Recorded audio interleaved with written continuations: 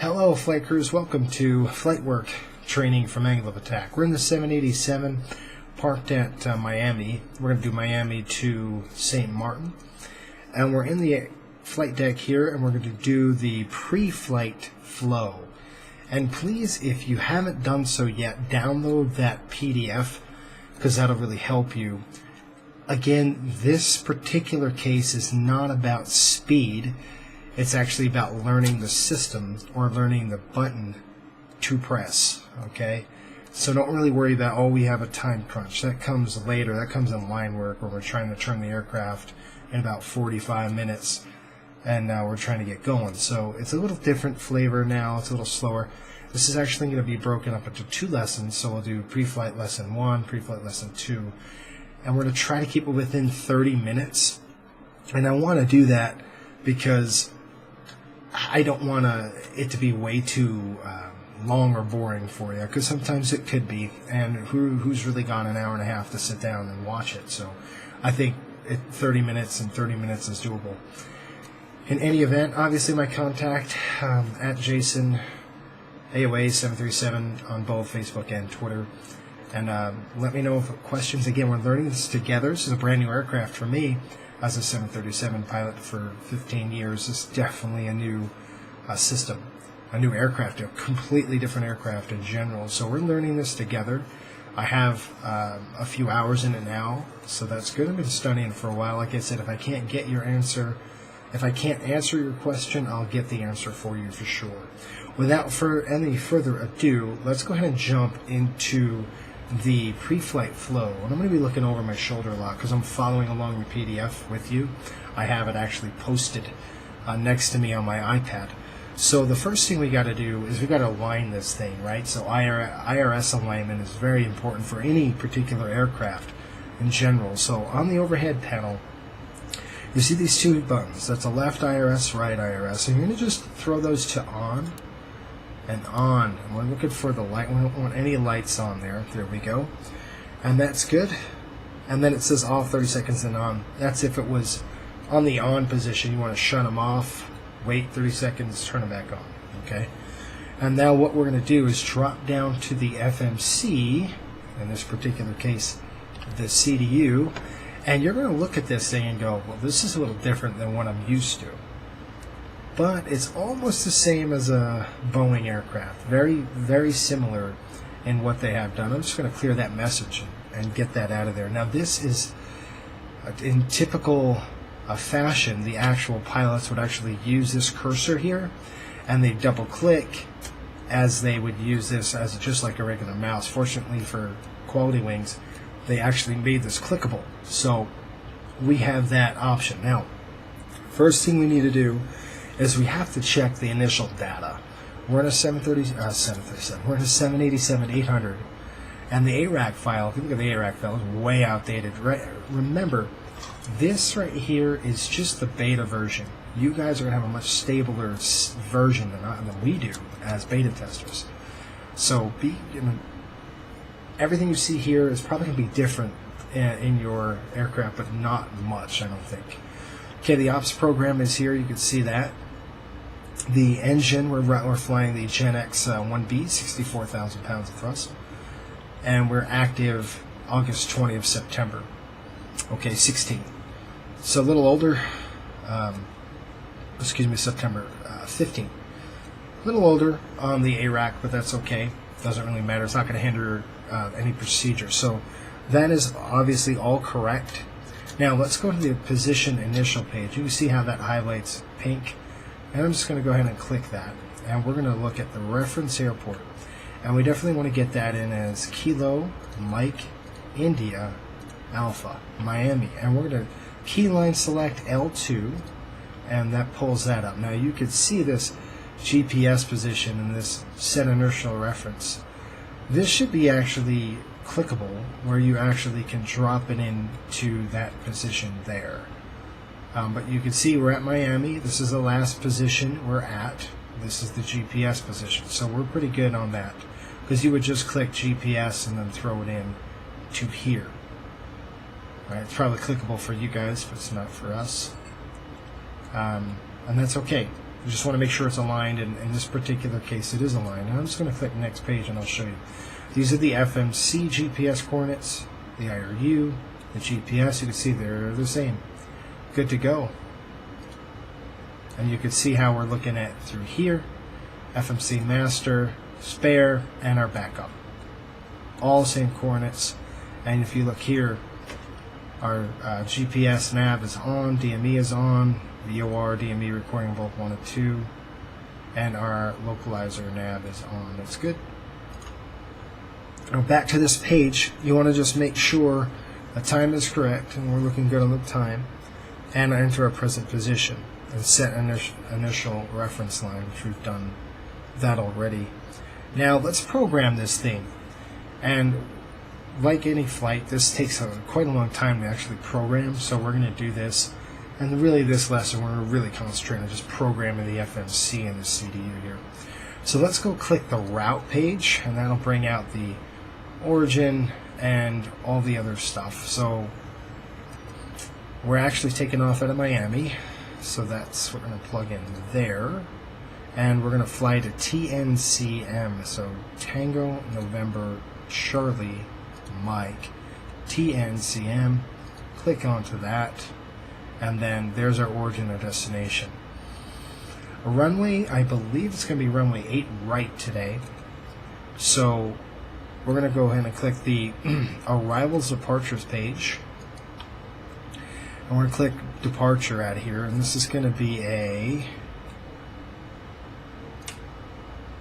where are you? I missed you. Jonesy 2 with an 8 right departure.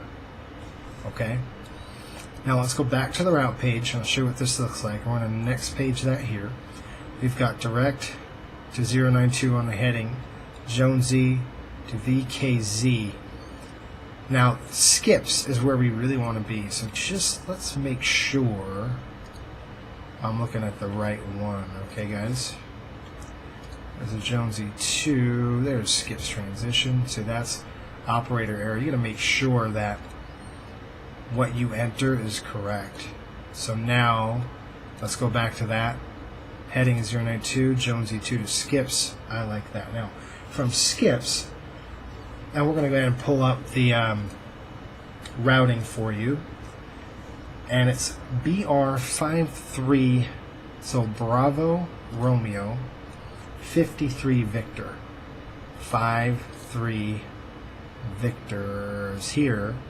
And you can see it's on the scratch pad, and we're going to line select that via, that's skips via what? That.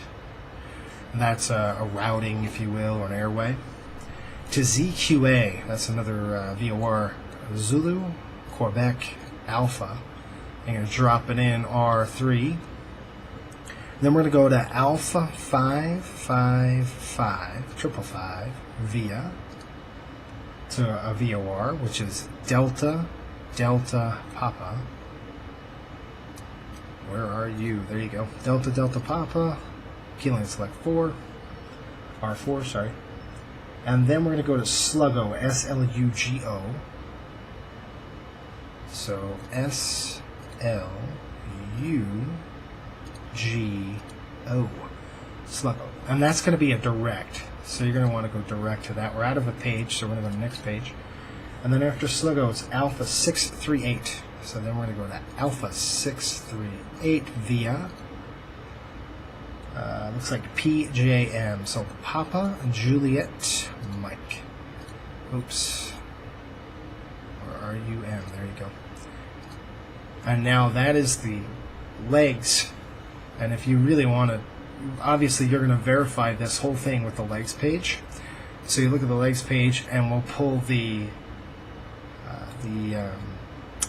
OFP, Operational Flight Plan, up as well, and we're going to look at them. 092 to Jonesy, VKZ to Skips, Levi. Next page, that thing, Swim, Woozy, RJ, Prune, Hinsey.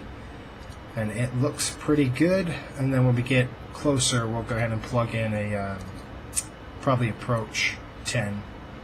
I'm guessing to that. Now I'm going to activate this, and I'm going to execute it. And give it a few seconds here to work. There's the execution. It worked.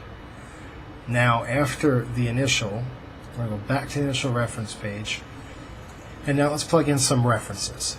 Our fuel is at 53,000, zero fuel weight is 326.9. I'm going to put a reserve in 22.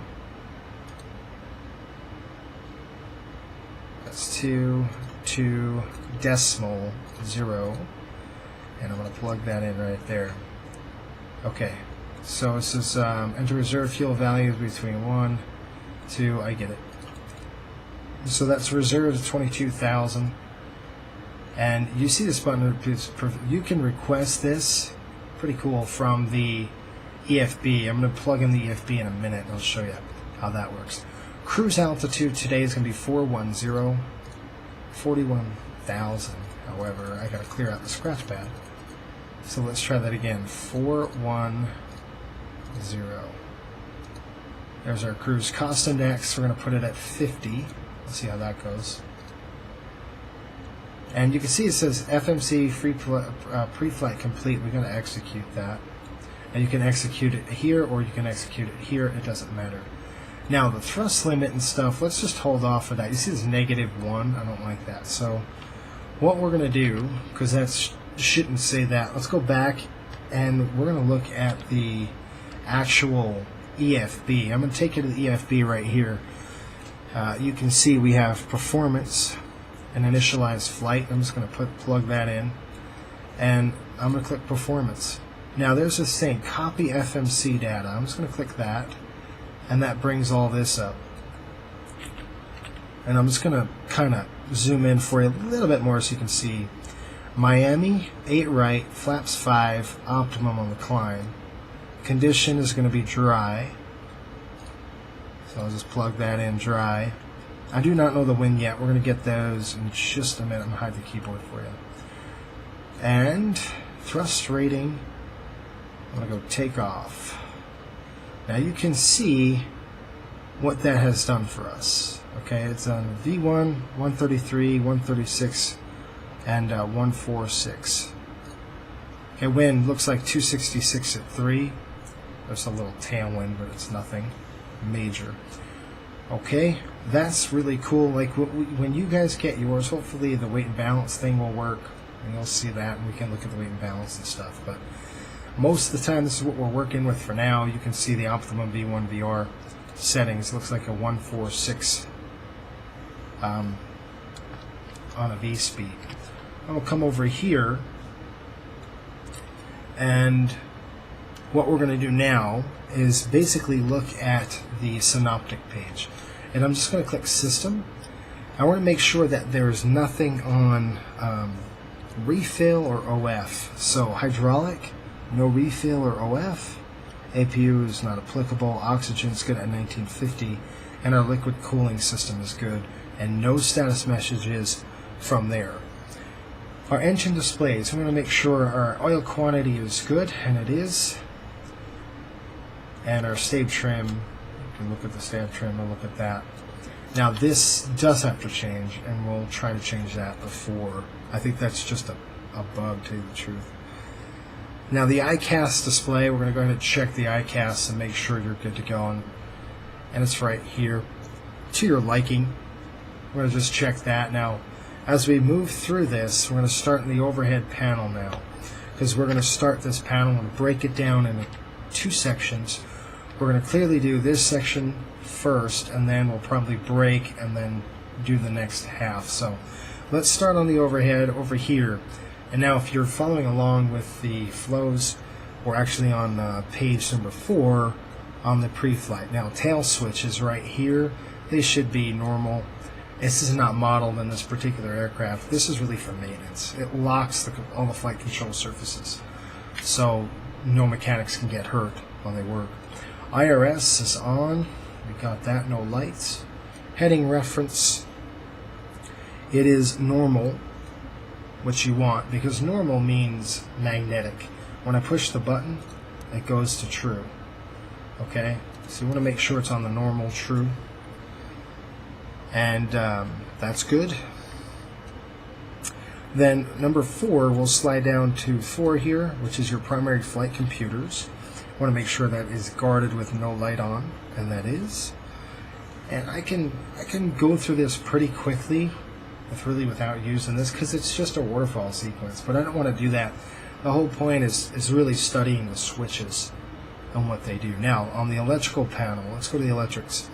The electrical panel, we're going to start at 6, 7, 6, 5, or 5, 6, and 7. Now, 5 is your battery switch, right? So battery switch is on, the off light is off. You don't see that. Then we're going to slide over to the IFE passengers and seats. You see that IFE right here? We're going to throw that on. Cabin utilities on. Okay, now let's drop down to 8. And 8 is the APU generator switch. That's this one. And that switch right here is off position. But you can it's as required. I mean, you can turn that on knowing that you're not going to have any, when we throw the APU on, the gen switches will come online. So I'm just going to turn those on right now, even though they're not going to be running, the APU's off. Okay, it says as required, so I'm just going to turn that on for now, so I don't have to remember that. Your generator control switches are next. That's these. They are on. Make sure all of them are on. You're going to see the off light there and drive lights on all 4 of these, because these are generators. These are our engine generator switches, okay? The engines are not on, so you'll have off drive lights. That's normal. Okay, from there, we're going to drop down. We're going to go to HUD brightness. We'll check that. The wipers should be off. That's good. And the lighting is checked here in the lower display, contrast, whatever you want to do with the lighting. Okay, we're going to all the way up to the next thing, which is right here. That's number 12 you're following along. That's the towing panel light. That should be off. That is. I'm going to go ahead and test the battery. Again, it's usually for a maintenance thing, but I just like to test that. Now we'll drop down here to 13, and that's the flight deck door switch, and we need to put that to the on position. And your flight deck door should be on, so we'll throw that on. There's the off lights. CCR reset. That's a computer control reset switch. Just make sure they're capped left and right. So left and right, that would be 14, guys, if you're following along. Guard and closed. The emergency exits, let's go ahead and cap that. It is now armed. Service interphone, it should be off, and our oxygen passenger light should be off. We don't want to turn that switch on. You turn that switch on, oxygen masks drop. Not very good thing. Okay, let's drop down to, looks like 7, look like 18. Sorry, it's hard doing this and then trying to look here. I just want to make sure we got it right. Your backup window heat. I just got to look over here and just see where we're at. They should be on. You can see that. These are obviously for window heating. And our primary window heat should be on. Now I'll drop down to the ram air turbine. That should be off. That's the rat. In case we lose generating power, we can use that. Now let's get down to the hydraulics. The hydraulic panel is going to be number 21, so left and right engine primary switches. That is these 2 switches. They should be on with a fault light. That is a normal position. Again, the engines are off, so you're not going to have anything running. Okay, so that's good. 22, if you look down there on that center, 1 and 2 electrical pump switches, they should be off, and they are, and you should see 2 fault lights. We don't want to energize the hydraulics right now, because people are walking around the aircraft, they're loading bags. You don't want to hurt somebody, because that could do real damage. Your demand pumps are next. Demand pumps are 23 if you're following along, and that is left-right demand pumps. They should be off as well, and they are. Good. Now, 24, and by the way, they should have fault lights, okay? Passenger signs are next, I think. Hang on. Yeah, 23, we're coming down to 24 now, passenger signs. I'm going to throw those to the on position. I don't want to do auto right now, just because I want to leave them on. And then let's go to our lighting panel. We're going to set that. I'm okay with this. The dome light helps. So if I throw the dome light off, see, that's what happens. So I'm going to keep the dome light on because it's better for us to see. And I keep the master bright panel. So if I turn that off, you see what happens. So I'm just going to push that up and let all the lights illuminate. And our last thing, that is 26.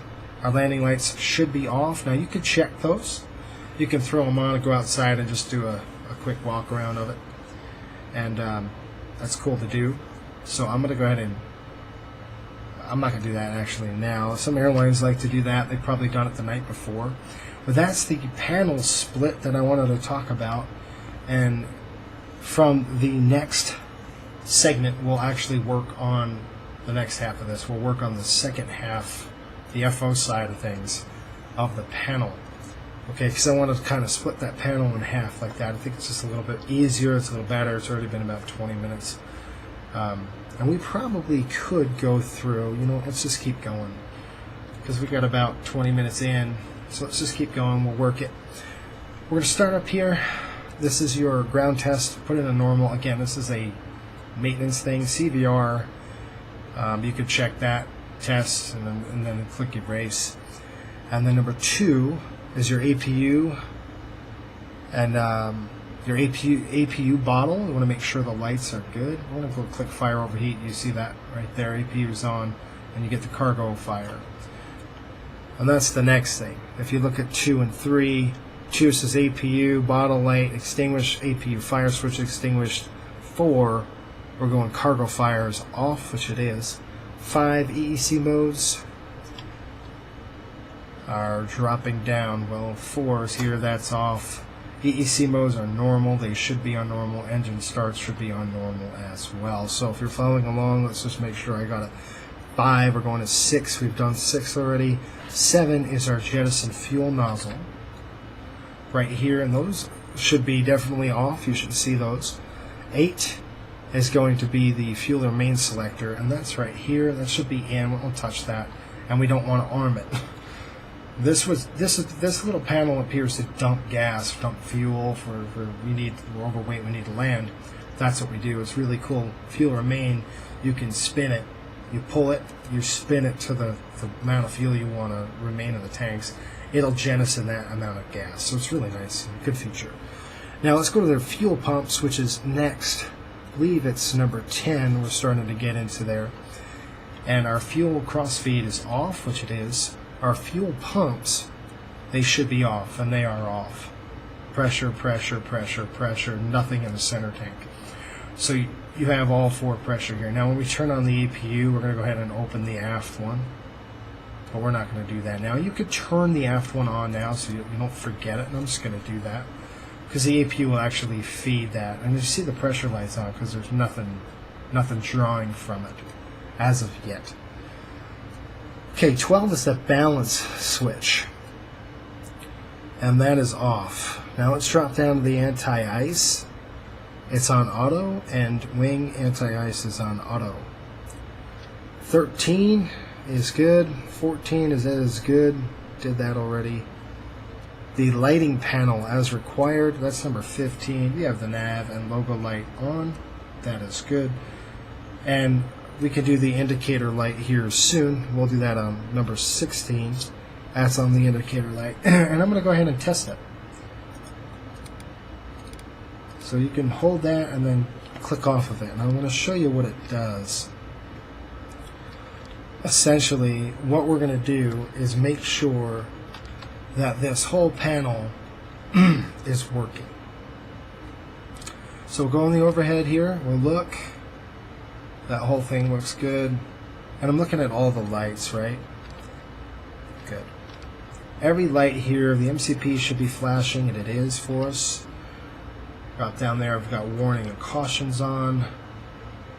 We got 2 engine bottle and below glide slope on as well. Okay. Looks like the FO is getting his seat positioned and ready. I'll go ahead and throw that switch back to bright. Okay, really good, and then the rest is good. Runway turnoff should be off, taxis off, and strobes are off. We'll mess with those later. Now, if you're following along, number 19, it just looks like the ELT. ELT switch is closed guarded. Humid switch, we need to turn that on. So we're going to turn that on. And what that does is it actually puts humidity back into the cabin. So the ACM air cycle machines will actually pull humidity out and then they throw it back into the cabin. So it's really nice. Cargo temperature. In this particular case, it's 21. It's as required, and we're just going to keep that on auto. And no lights or heaters, so that's good. Dropping down to the AC panel and the air conditioning panel. Oh, I believe this is 23. Yes, equipment cooling is 22. So your equipment cooling should be on auto. Your recirc fans, I'm going to keep them on the upper on, lower off, because the packs are not running right now. Okay, overhead lights, extinguished, recirc fans are on. It says APU on, turn the lower recirc fan off. We've done that. And it shouldn't say APU, that would actually be outside pneumatic air, which you don't need. And I'll show you why in a minute. We're going to run the packs, and you don't need pneumatic air. Normally in a typical aircraft, so let's say the 737, right? You have to have the APU on to run the packs. In this particular aircraft, you don't, because the CACs, cabin air compressors, are electrical, which is such a cool feature. So we're going to turn the packs on both auto. And now I can turn my lower recirc fan on and not worry about everything else. So that would be 25. You're following along. Packs is required. I'm going to turn those on. Trim air switches, they are on. Ventilation is on normal. Pressurization panels, auto and auto. Pretty simple, right? And you're probably thinking, wait a minute, where's my landing altitude? Where's my cruise altitude? It takes the information from the FMC, so you don't have to do anything. Very light load airplane on this one. So 29, we're looking at landing altimeter, that's in. That's landing altitude selector, sorry, that's in. It's good. Wipers off. HUD is good on your side, and that is it for the overhead panel. Pretty simple aircraft to configure. Doesn't take very long, and I think much worth.